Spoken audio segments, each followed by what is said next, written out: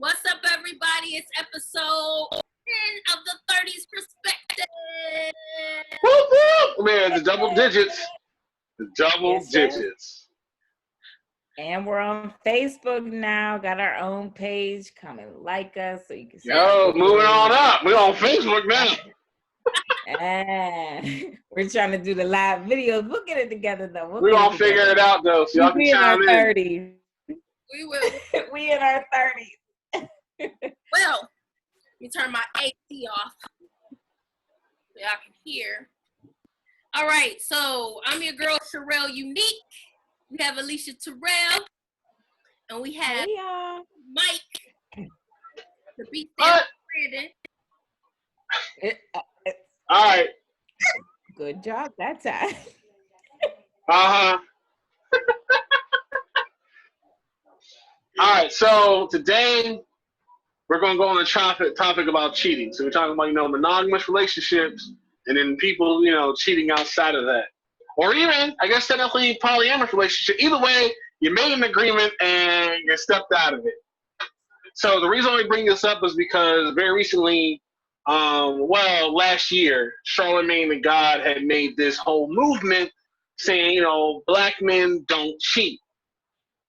Now, if you look at the Urban Dictionary definition of this movement, it's really saying, all right, it's about the understanding amongst intellectual people that those of black ethnicity do not cheat on their partners. The only thing they may do is slip up. But that cheating is a phenomenon unique to other races of the world. That's the Urban Dictionary definition of that. All right.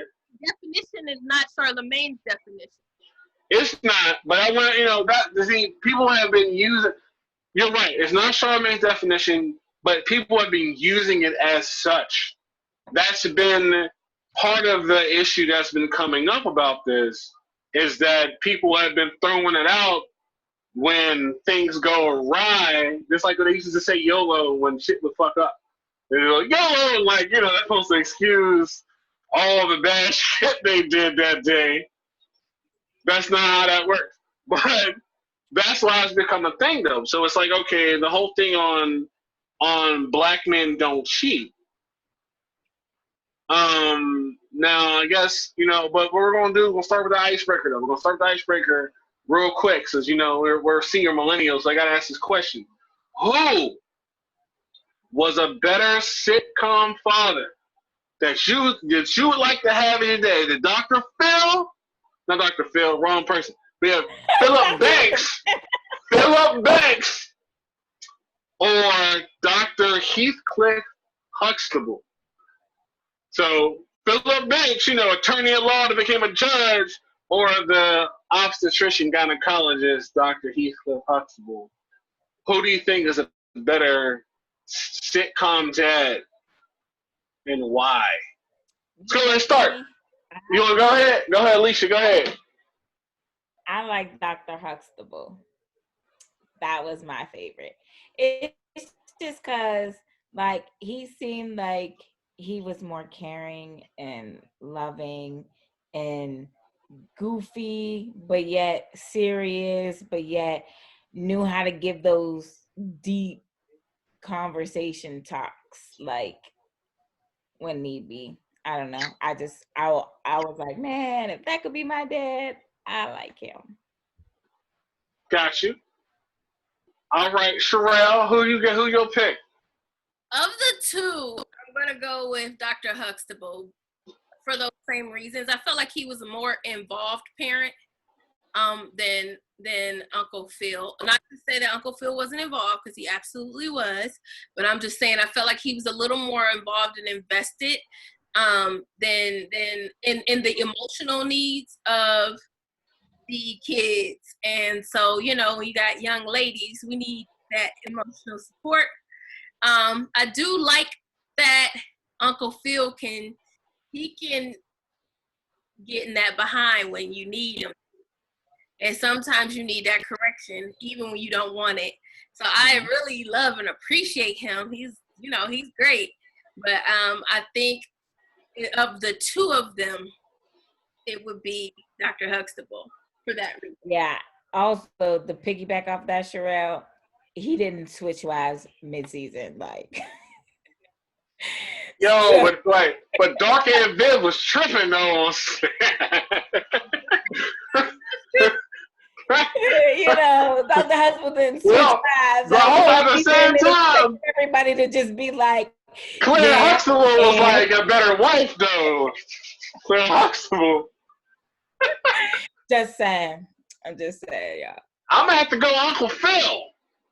I'm gonna have to go with Uncle Phil because he was more balanced. All right, so he not only was involved, he would give those lectures when need be, but also when anyone had any desire to pursue a particular dream, he was normally more supportive than Cliff though, because Cliff would say no first. Him and Claire be like, nah, and then try to rein it back in though. But with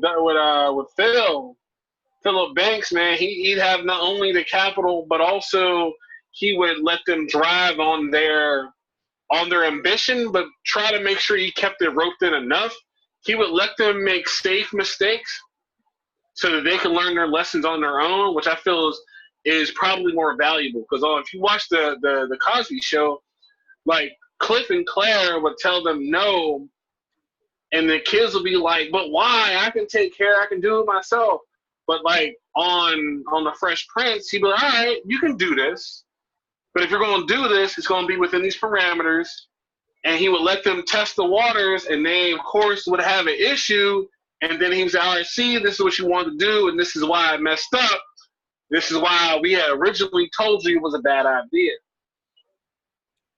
I get what you're saying, but I can also relate more with Dr. Huxtable because that's how my life was. Like, you know what I mean? Like, we didn't have that money and kind of, rich life we live. It was more or less like you can't make those types of mistakes.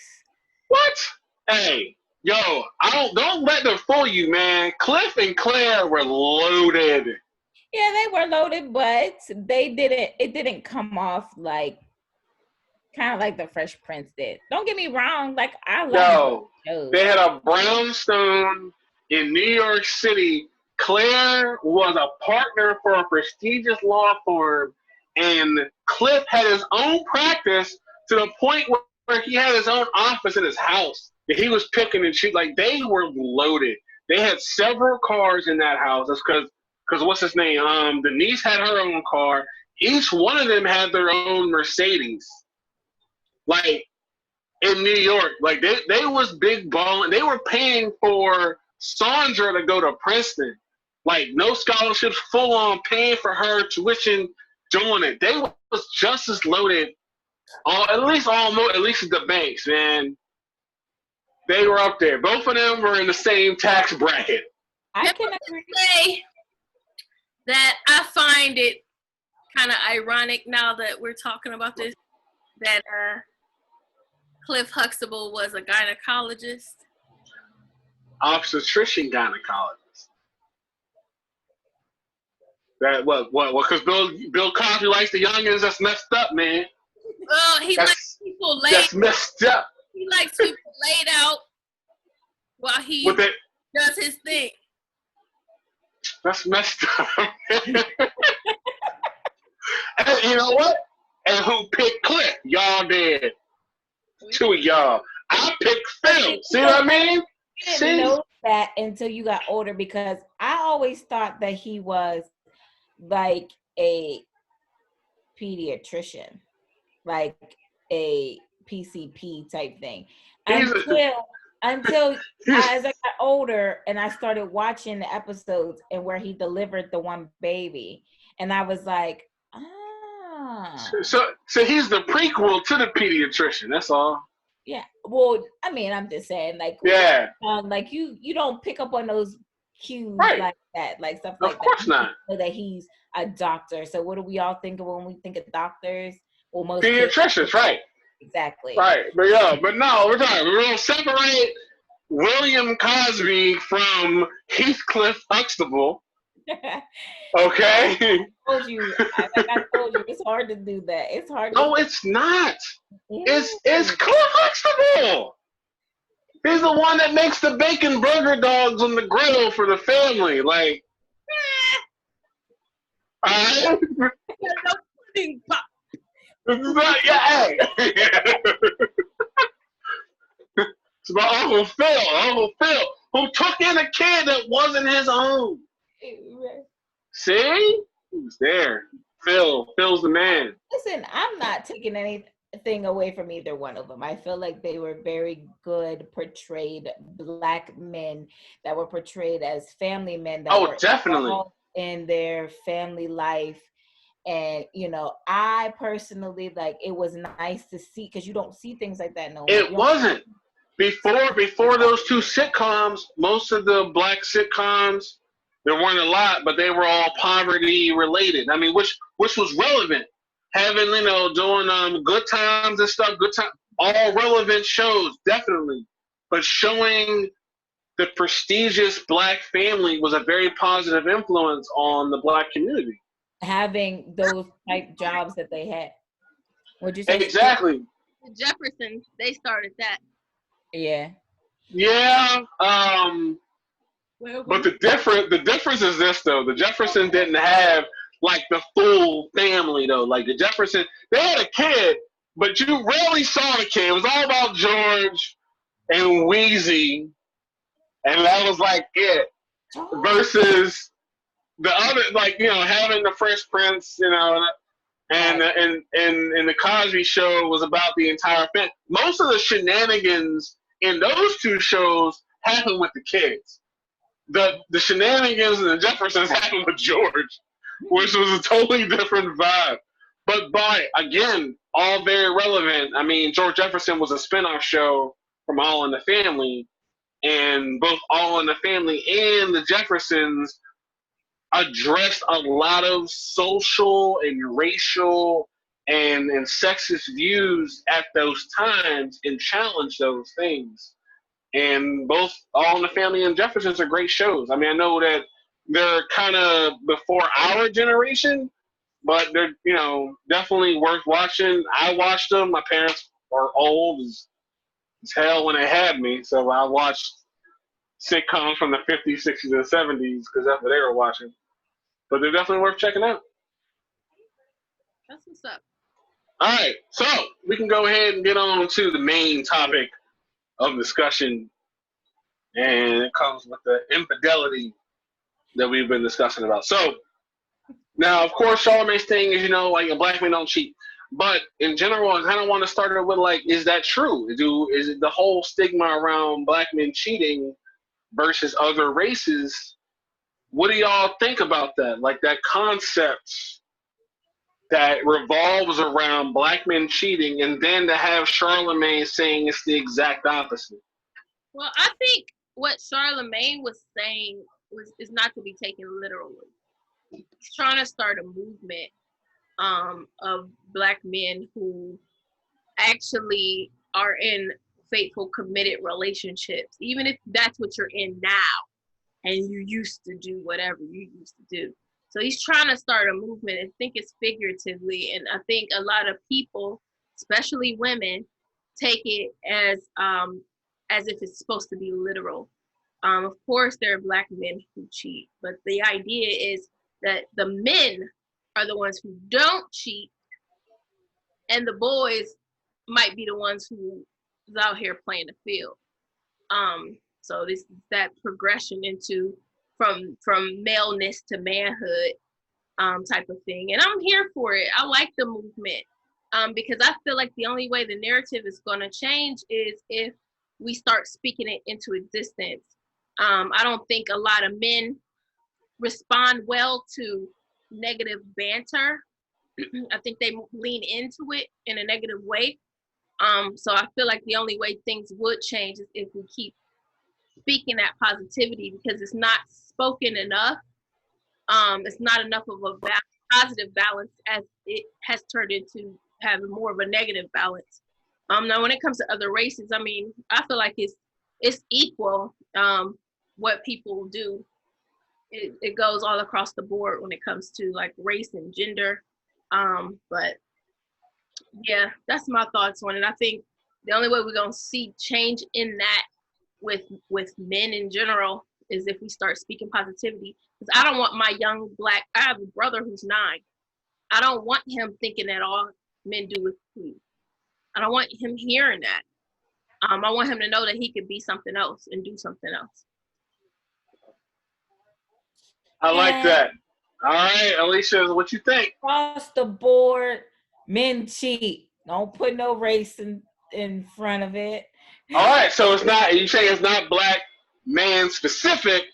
You're Right. saying just men Yeah. just cheating everywhere. It's just I'm a lump. When it comes to this, I'm a lump y'all all together because I feel that there is, just like, in every culture, there are those men that, whether, I look at like these other cultures, like, Indians, like, from like the Middle East, Indian. I feel like they're in arranged marriages and stuff like that. I still feel that they cheat. I just think that it's just a thing. I'm not saying that it's just men, because I feel that, women do too, but we're not talking about women. We're talking about men tonight. oh, it's coming up. Oh, that's coming. But I'm just saying, I like the movement. Like Cheryl said, I love it. I want to change the narrative for our black men, because I feel like they do get a bad rap with a lot of things, and especially when it comes to women.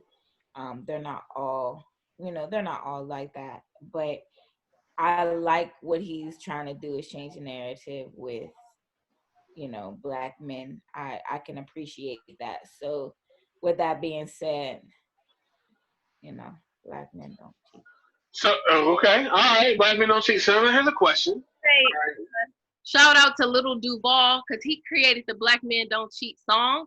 So if y'all haven't heard that song, it's pretty Yeah, hit that up though. It's not bad. like it. And Charlemagne is actually, he raps in the song. He does a verse. Okay, I don't want to highlight that part, but yeah.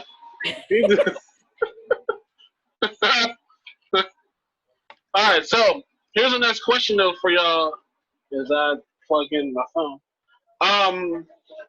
Where do y'all think the stereotype about black men cheating has come from? Because there is a stereotype that black men cheat more than other races. Well, I think it comes from black women. Uh-oh. I mean, where else could it come from? Because black men, especially who cheat, usually live by a code of not admitting to it. So if they live by a code of not admitting to cheating, they wouldn't be walking around saying black men cheat. So the only other person who could be out here saying it is black women. I don't believe that. I believe it comes from a societal thing, meaning like, they put these parameters on our black men, meaning like, oh, how many kids do you have? Oh, how many baby moms do you have? That, I think, all comes from that narrative, like black men cheat, because it's like, oh, why you got all these baby moms? Why you got so many kids by so many different women? Yes, do black women say that? Yes, they do. But I also think it's just a narrative across the board for black men in society. Like, it's just a societal thing, because that's the first thing that they ask them and say to them. Oh, how many kids you got? Are they all by the same woman? Like, excuse me? Like, that turns into, then you get into the conversation of, oh, well, why are your kids 9 months apart? Is that like a dating icebreaker? How many kids you got? Are they about the same woman? Okay, well, you asked my favorite color? Damn, right. Right. But yeah, so that's where this is my personal opinion. I think that's where it comes from. And I think that a lot of people just in with that, everybody just runs with it. And it's kind of like, that's just now their narrative with it. All right. Sherelle, did you answer on this one? Yeah. Okay. All right. So, but there's also the same thing about whether or not this is considered a movement or a cop out. That's been a controversy with this topic as well. So, do y'all feel like this is a movement? Like, yeah, negative narrative. I mean, I kind of already spoke about it, but in a way, I mean, people been using it as a cop out. Like, it's been kind of the Shaggy, it wasn't me. Like, black men don't cheat, so of course I didn't do that. I What think do you think, Brandon? men. I don't think that that's what Charlamagne was trying to do, but those who want to continue doing what they're doing, I feel like they utilize it as a cop out. Like for instance, gosh, what is the name? Michael Blackson, you mother sucker. That's my boy. Yeah, I don't got no damn receipts. All right, go ahead. You mother sucker Blackson. he like, I feel like he was in the Black Men Don't Cheat video, but he was like showing that cop out side where he had all the women, and Right. he's showing that side of things because there are men who are going to take advantage of. They're gonna do the whole Eddie Murphy, like, do you believe me or your lying eyes? Like, come on now. But I don't think that that's what Charlamagne was and Envy were trying to go for with their movement. But I think it's going to take time for that movement to progress to something that's serious, something. Yeah. Joke Well, there's about. always gonna be someone who corrupts Your movement. the message. To me, that's just the price of doing business when it comes to doing a movement. There's always gonna be somebody who's gonna use it in a way that is not as intended. So, like, Alicia, what do you think about that? I mean, like you said, everybody's intentions when it comes to a movement, not just this one, but everybody's intentions are not the same. So like I look at the Black Lives Movement, like not some people are using this movement in the negative way. You know what I mean? So they're trying to take away from the message. But with this, like I feel that it's gonna be used as negative, but anything could be a cop out, honestly. So I just think that, you could tell who's sincere and who ain't. Like, who is and who isn't. Like, you could tell who's the big, HOE, and You can say it. You can say it. who's being the hoe and who's being sincere about it. So I just honestly, that question is kind of like, it's just up in the air. Like, I think it's individual based. Okay.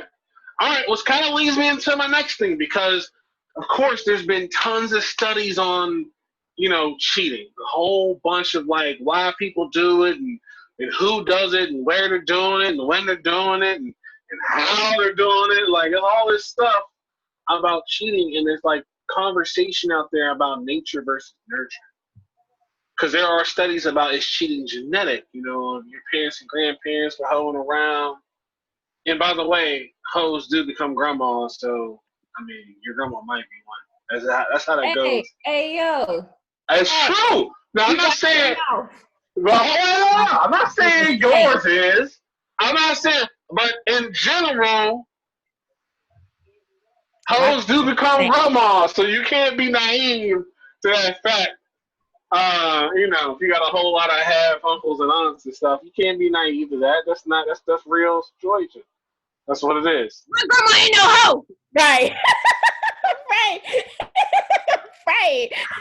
My grandma's a saint. I don't know if they were saying hoe out there. I don't know how that works, but this ain't Mary Magdalene. That ain't her. She's a saint. Jezebel. Right.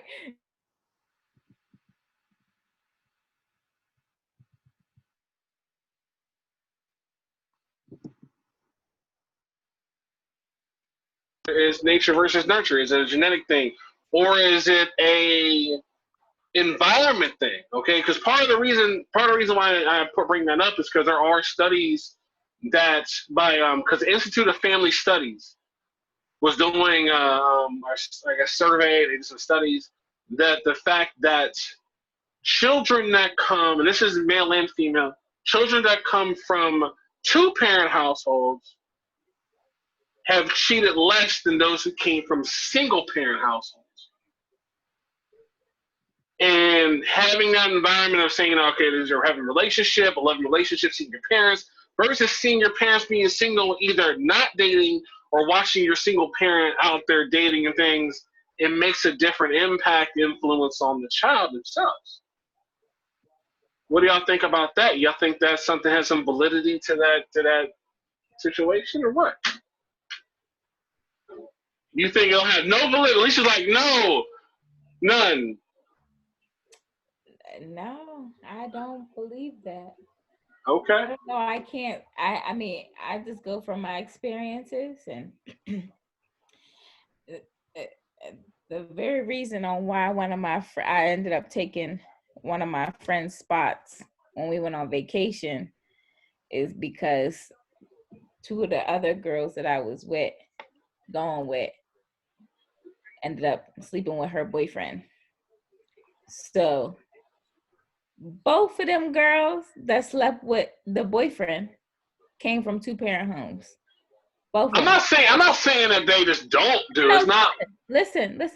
But So what I'm saying is that, like, I don't feel that genetics has anything to do with this.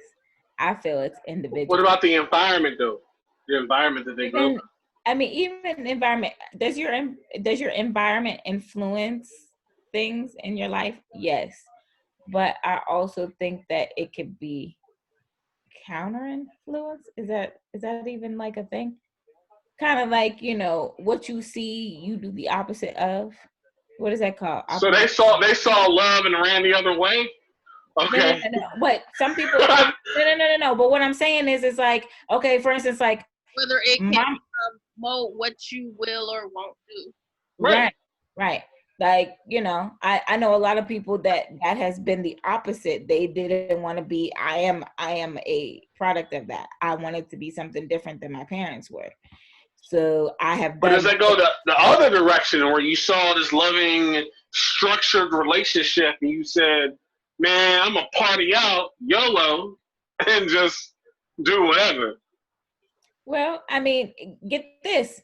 There are two-parent family homes where this has occurred, where, the parent may have cheated and the other parent forgave. So Right.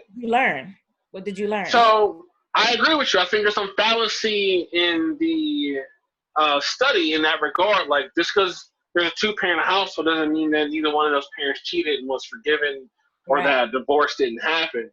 Because, let's see, the statistic, what am I reading? The statistic for it, I'm looking at it now. I'll find it. Where's that? Two-parent households. All right, so out of the two-parent household, the difference is not big. So 15% said that, that they cheated with two-parent households, and then 18% of the study had cheated and they had single. So it wasn't. That's not even. It doesn't even. It's not even relevant. A big difference. Not that much of a difference, right?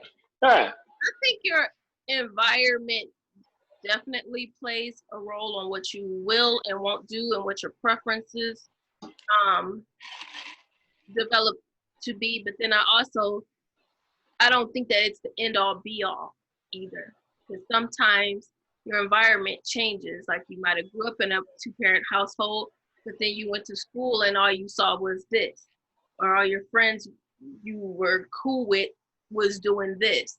So I think I do think your experiences shape who you are.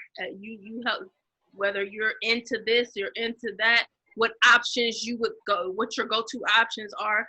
But I think the stages in life, and I think the stages in life might change that. So I don't see your upbringing being the end all be all of what you do. Because once you know what? That's a big thing. Yeah, once you hit college, your environment's totally different. All the way. Might be you might hang with a bunch of cheap. Say hi. Hi, Audrey.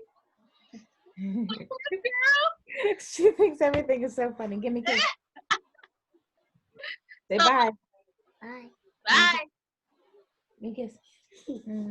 It's night time. Go ahead, go see daddy. I love you. So yeah. All right. So you know what? That goes for the nature though. So that kind of sounds like your peer group and even pop culture, because that's part of the things I want to talk about tonight too. What influence do you think pop culture has on that, monogamy versus infidelity or being just single and playing around? But you know what I want to piggyback off of? They have more of an effect on a person than the parent, depending on involved. Like because for some people, pop culture is raising the kids in front of the TV after school or in front of the computer. You're watching. Yeah. So sometimes that plays even more of a role than in what you're into, what you were willing to do, than your parent. So that's what I think. Hey, I mean, you're right. I mean, in terms of the whole, I guess TV had, Generation X was the generation before us, before the millennials. They were the first latchkey kids. They were the ones that by themselves at home, watching after school specials, watching TV. MTV started, BET was a thing, and maybe the culture changed, and that maybe influenced a different perspective. I also wanted to piggyback off of what Sherelle said is